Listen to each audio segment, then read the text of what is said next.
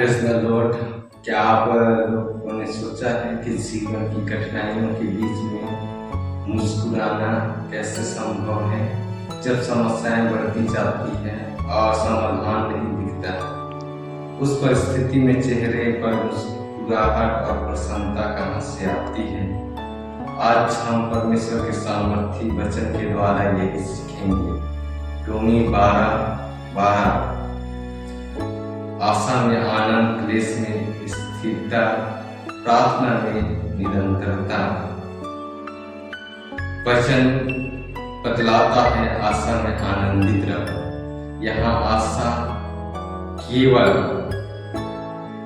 होगी वाली उम्मीद नहीं, परंतु परमेश्वर के वचन पर भरोसा है। जैसे किसान खेत में बीज डालता है और वह खुश होता है क्योंकि उसे पता होता है कि एक दिन वह फसल लाएगी। वैसे ही मसीही जीवन में हमारा आशा परमेश्वर के वचन की फसल पर होनी चाहिए। यूसुफ को 13 साल लग गए मिस्र का प्रधान बनने के लिए, और इस लंबे इंतजार में यूसुफ को गुलाम बनना पड़ा और बंदीगिरी में भी जाना पड़ा, लेकिन उसकी आशा नहीं टूटी। क्योंकि उससे परमेश्वर की प्रतिज्ञा पर ध्यान था। यदि आज आपकी आशा पूरी नहीं हुई है, आपका सपना पूरा नहीं हुआ है, तो निराश मत होइए, परंतु परमेश्वर पर अपनी जड़ें जमाएं, ना कि परिस्थितियों पर। आगे हम वचन में देखते हैं, क्लेश में स्थिर रहो।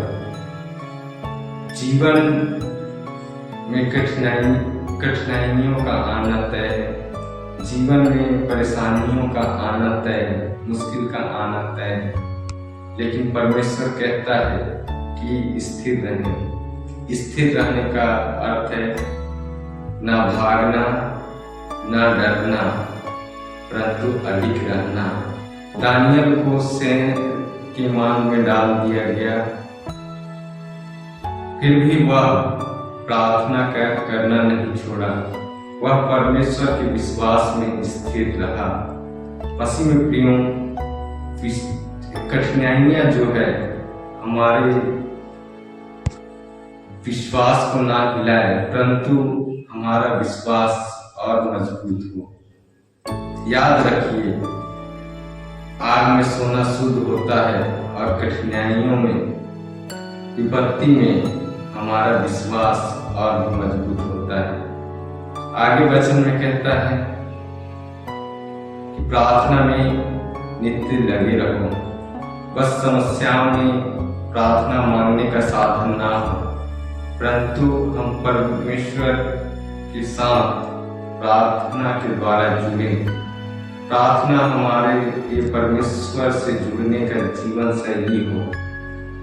जब हम प्रार्थना में निरंतर रहते हैं तो परमेश्वर का शांति जो है हमारे जीवन में भर जाता है, हमारे हृदय में भर जाता है। पौलुस और सिलास को हम देखते हैं कि जब वे लोग जेल में थे, बंदीगिरी में थे, तब वे परमेश्वर की स्तुति और प्रशंसा करते हैं, और परमेश्वर उनकी प्रार्थना और स्तुति करने के कारण वह अपना चमत्कार उनके जीवन में प्रकट करता है और उनके सारे बंधन टूट जाते हैं। जब हम प्रार्थना में निरंतर बने रहते हैं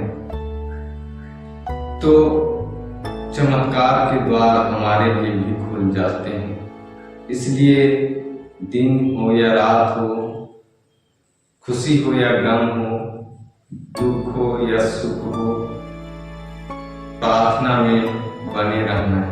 प्रार्थना का सिलसिला हमारे जीवन में ना टूटने पाए। मसीह में प्यारे भाइयों बहनों मित्रों, यदि हम आशा में आनंदित रहेंगे, क्लेश में स्थिर रहेंगे, प्रार्थना में नित्य लगे रहेंगे, तो हमारे जीवन में कोई भी कठिनाई हमें हिला नहीं सकती।